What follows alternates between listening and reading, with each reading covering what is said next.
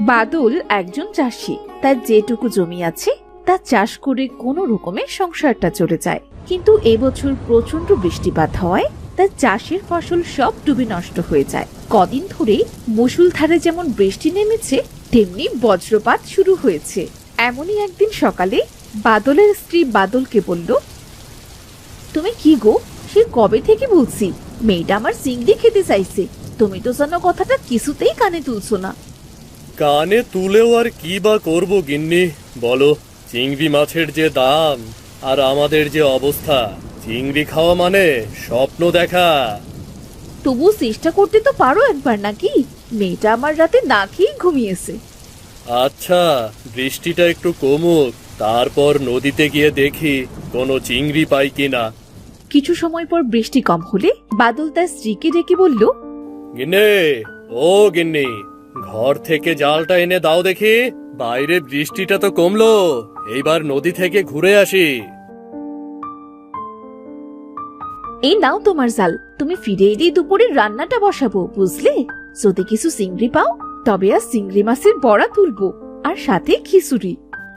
আচ্ছা আচ্ছা, বেশ।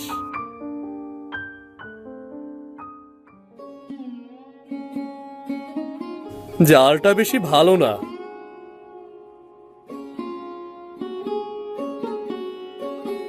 জালটা বরং এখানেই ফেলি।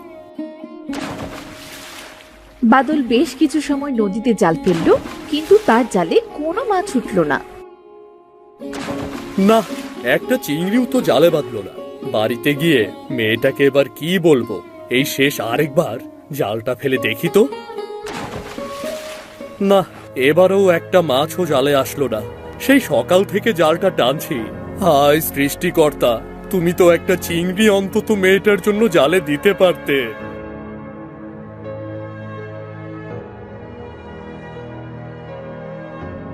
বাদল নিরাশ হয়ে বাড়ি ফিরে এলো। কি গো, ফিরলে বুঝি? কই চিংড়ি কই? ওমা, একটাও চিংড়ি পাওনি বুঝি? না গো গিন্নি, একটা চিংড়িও পাইনি।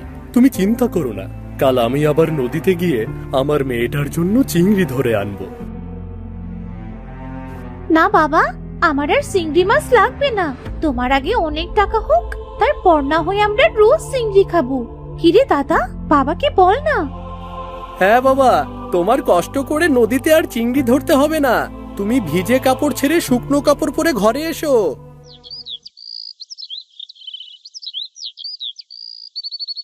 পরদিন মায়া তার ভাই রাজুকে গিয়ে বলল, কিরে দাদা, বই পড়ছিস বুঝি?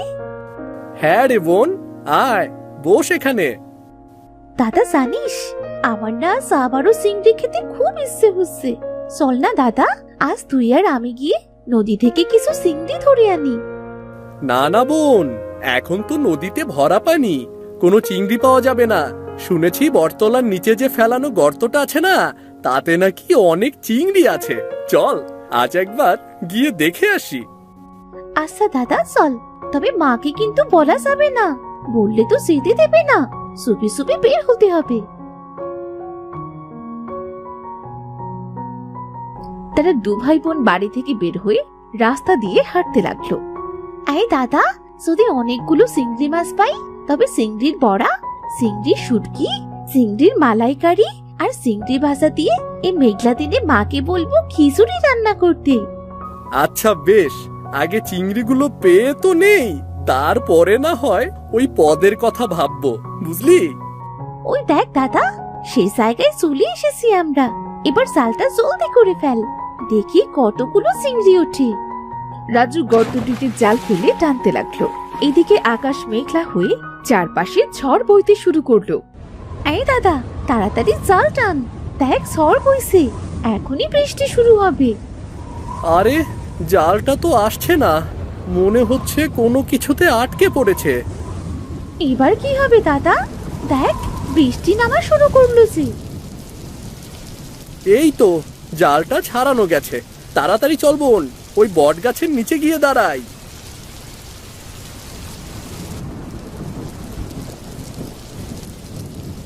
ও মা দাদা, দেখ কতগুলো চিংড়ি বেঁধেছে। চিংড়ির কথা পরে ভাববি, আগে চল এখান থেকে। হ্যাঁ দাদা, আমার না আমার না খুব ভয় করছে রে। এবার বাড়ি ফিরবো কি করে? চারপাশ দিয়ে অন্ধকার হয়ে এলো। এমনি শুনেছি বটগাছে নাকি ওনারা থাকে। যদি সত্যি সত্যি এবার নেমে আসে।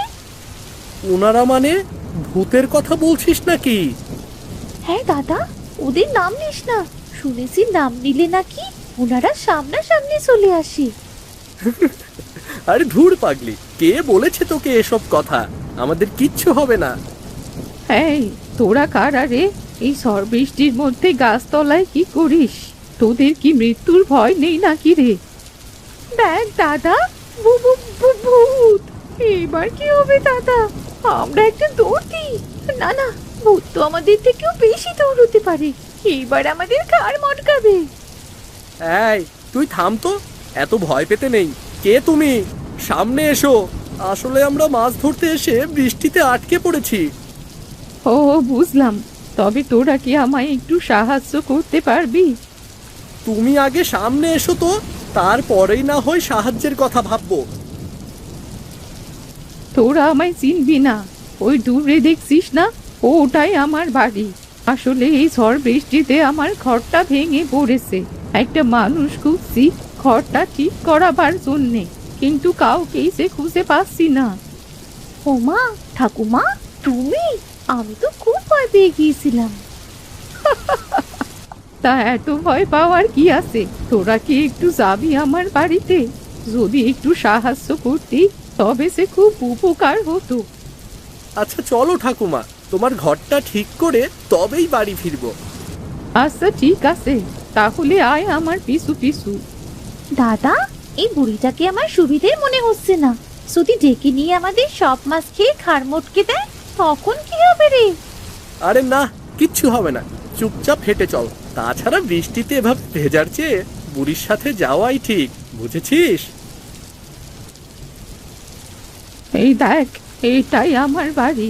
ওই চাল ফুটো হয়ে ঘরের ভেতর পানি পড়ে। শান্তিতে একটু ঘরেও থাকতে পারি না। চালের উপরে উঠে চালটা একটু ঠিক করে দিবি? হ্যাঁ ঠাকুমা, দাঁড়াও, আমি এক্ষুনি তোমার ঘরের চাল ঠিক করে দিচ্ছি।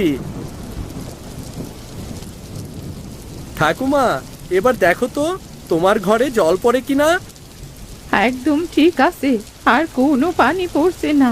এবার নেমে আয় রে, খুব বড় উপকার করলি বাসা। আয় ঘরে আয়। দাদা, বৃষ্টি তো এখনো থামছে না। বাইরে খুব বৃষ্টি আর বজ্রপাতও হচ্ছে। এবার কি করে বাড়ি ফিরবো? এই ঝড় বৃষ্টির ভেতরে বাড়ি যাবে কিভাবে? বৃষ্টি থামলে তবেই বাড়ি ফিরিস। তোদের দুজনার মতো আমারও নাতি নাতনি আছে।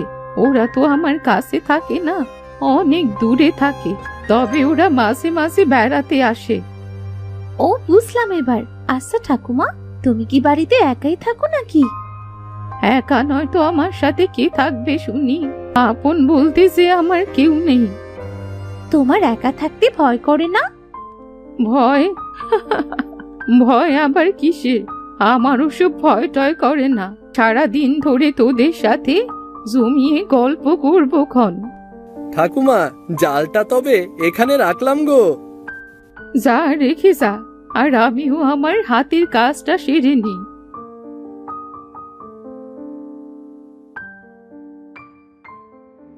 দাদা, এই দাদা, দেখ না, জালে যে একটাও চিংড়ি নেই। আমাদের চিংড়িগুলো সব গেল কোথায়? চিংড়িগুলো নিয়ে তোদের চিন্তা করতে হবে না রে। আমি সব চিংড়ি ভেজে রেখেছি, সাথে তোদের জন্য খিচুড়িও রান্না করেছি রে। খিচুড়ি আর চিংড়ি ভাজা? ইস, আমার তো জিভে এখনই জল চলে এসেছে। এত কিছু তুমি কখন করলে গো ঠাকুমা? তা তো করেছি তোরা যখন গোসলে গেলি। খুব ভালো করেছো। এমনিতেই এত বেলা অবধি চিংড়িগুলো থাকলে নষ্ট হয়ে যেত। হ্যাঁ, এই জন্যেই তো চিংড়িগুলো ভেজে রাখলাম। চল, এইবার খাবি চল।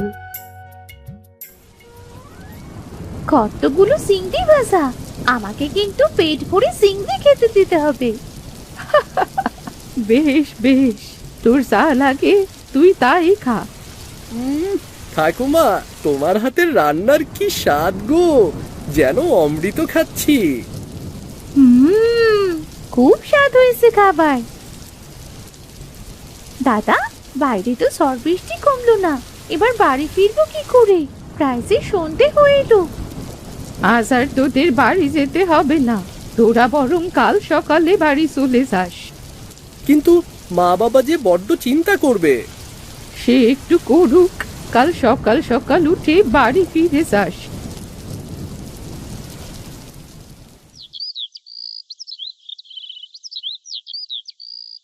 পরদিন সকালে মায়া ও রাজু ঘুম থেকে উঠে বাইরে বেরিয়ে এলো। তোদের ঘুম ভাঙলো বুঝি? হ্যাঁ ঠাকুমা, আজ আমরা আসি গো, অন্যদিন আবার দেখা হবে। জানি না বাড়িতে মা বাবা কি করছে। অন্যদিন আবার কোথায় পাবি আমায়? আমি কি আর এক জায়গায় থাকি? এইটা তো তোমারই বাড়ি বুড়িমা, তুমি তো এখানেই থাকো। না না, আসলে কাল আমি তোদের মিথ্যে বলেছিলাম। তোরা যদি আমায় ভয় পাস, এই জন্যে। আমি কোনো সাধারণ মানুষ নই রে, আমি তো একটা পেতনি। কি যাতা বলছো? ওগো ঠাকুমা, তুমি কেন পেতনি হতে যাবে? মিথ্যে কথা বলছি না গো বাসা, আমি আমার রূপে ফিরলে তোরা আবার ভয় পাবি না তো? তুমি তো অনেক ভালো ঠাকুমা, তোমায় দেখে ভয় পাবো কেন? আচ্ছা বেশ, তবে দেখ তাহলে। এবার বিশ্বাস হলো তো আমি যে পেতনি? হ্যাঁ, তা তো হলো, কিন্তু তুমি পেতনি হয়েও এত ভালো কেন? আর আমাদের এ বাড়িতেই বা কেন নিয়ে এলে? আসলে কাল তোদের দু ভাই বোনকে ওভাবে ভিজতে দেখে আমার খুব মায়া লাগছিল, আর তাই তো তোদের মানুষ রূপে তোদের এই বাড়িতে নিয়ে আসি। তুমি খুব ভালো গো ভূত ঠাকুমা, তুমি ভূত হয়েও আমাদের কত যত্ন করলে। এই নে, এই কৌটোটা রাখ। এটা কিসের কৌটা গো ভূত ঠাকুমা? এইখানে কিছু চিংড়ি মাছের খাবার আছে। এই খাবার থেকে এক চিমটি যদি নদীর জলে দিস, তবে সেখানে অনেক বড় বড় চিংড়ি এসে হাজির হবে। এটা মায়াবী চিংড়ি খাবার। সেই চিংড়ি বিক্রি করলে দেখবি তোদের সংসারটাও দিব্যি ভালোভাবে চলে যাবে। এতটুকু খাবার? এতটুকু খাবার তো কি হয়েছে, সারা জীবনেও এই খাবার ফুরোবে না গো। এই কৌটোটাকে ধর। তোমাকে অনেক ধন্যবাদ গো ভূত ঠাকুমা, আজ আসি তাহলে আমরা। রাজু ও মায়া ভূতপুরীর কাছ থেকে বিদায় নিয়ে বাড়ি ফিরে এলো। বাড়ি এসে দেখলো তাদের বাবা মা খুব কাঁদছে। কোথায় গেল আমার ছেলে মেয়ে দুটো? খুঁজতে তো আর কোথাও বাকি রাখিনি। ওগো, আমার ছেলে মেয়ে দুটোর কি হলো? ওরা কি আর কখনো ফিরবে না?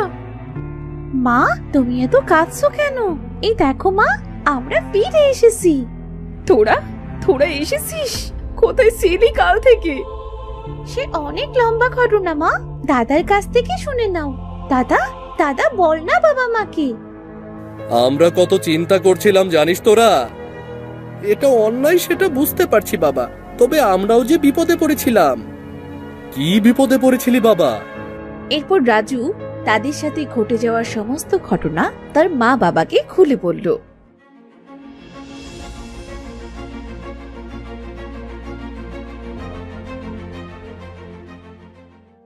ইস, যদি তোদের কিছু হয়েছে তো তাহলে কি করতাম আমরা?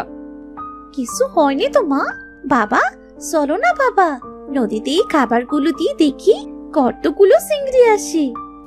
হ্যাঁ চল, যদি দুটো চিংড়ি পাওয়া যায় তবে বিক্রি করে কিছু প্রয়োজনীয় জিনিস কিনতে পারবো। চল না। আমাকেও তোমাদের সাথে নিয়ে চলো, অমন দৃশ্য দেখার সে তর সহ্য হচ্ছে না। তারা সবাই মিলে নদীর ধারে গেল।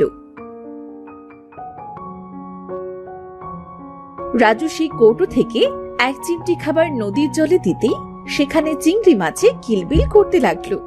হ্যাঁ তো চিংড়ি, মা গো মা, এ যেন মনে হচ্ছে নদীর সব চিংড়ি এখানে এসে হাজির হয়েছে। এরপর বাদল ও রাজু একে একে সব চিংড়ি ধরে বাড়ি নিয়ে এলো। বাবা গো বাবা, এত বড় চিংড়ি, এত বড় চিংড়ি তো আমি কখনো দেখিনি। মা শোনো, আজ কিন্তু এই চিংড়ি ভর্তা, চিংড়ি ভাজি, চিংড়ির মালাইকারি করবে। আমি এখন থেকে রোজ চিংড়ি খাবো মা। খাদুক একটা। আচ্ছা শোন, আজকের চিংড়ি সব তোর, তুই যত খেতে পারিস। তুই খেয়ে থাকলে তবেই হাটে নিয়ে যাব, বুঝলি? কি মজা, কি মজা! মায়া খাবে সবগুলো চিংড়ি ভাজা।